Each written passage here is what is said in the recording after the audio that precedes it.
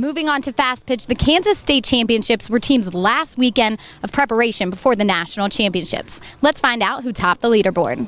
Starting off in 12A, Strike Zone Select taking on Kansas Renegades Red. Strike Zone batter pops it up to Renegades shortstop, who is there for the out. Renegades go on to win 6-1, forcing the if game. Then in the final matchup between the teams, Strike Zone prevails 4-3 and earns the 12A Kansas State Championship.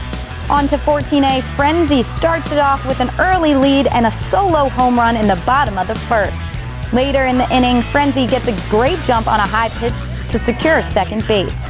Now moving to the second inning, tie ball game, and Team Kansas starts hitting the gas, but fails to place any runs on the board. To the bottom of the second, Frenzy gets a runner in scoring position after a bouncer to third. Then Frenzy starts running on the pop-up, which allows Team Kansas a double play to get out of the inning. Topeka Frenzy would go on to win the state title 7-1.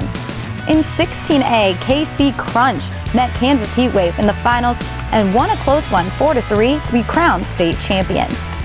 Checking into the 16B matchup between NCK Nitro and Sudden Impact.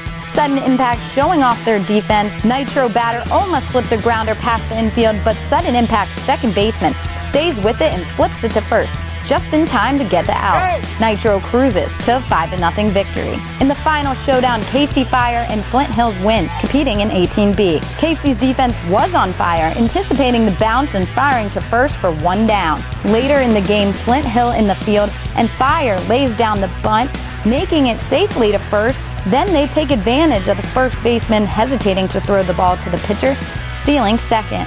Flint Hill overthrows the throw to second, allowing 2 runs, and aggressive base running for Fire puts them in the lead.